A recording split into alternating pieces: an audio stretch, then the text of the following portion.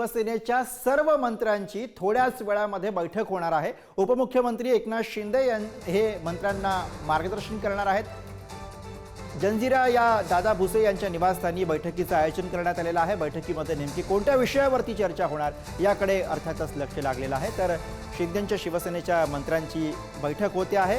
दादा भुसे यांच्या निवासस्थानी या बैठकीचं आयोजन करण्यात आलेलं आहे आणि याच विषयी आपण अधिक बोलूया। प्रतिनिधी पंकज दळवी आपल्या सोबत आहेत। पंकज, काय साधारणपणे या बैठकीचा अजेंडा आहे, याविषयीची काही माहिती कळू शकली?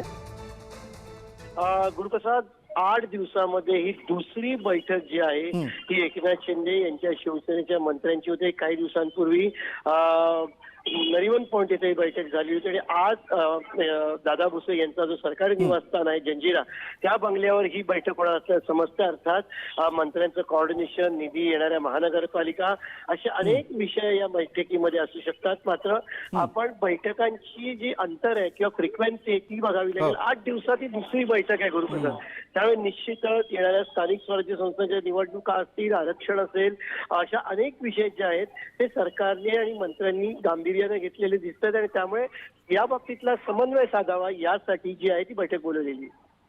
अगदी धन्यवाद पंकज, आपण दिलेल्या सगळ्या सविस्तर माहितीसाठी।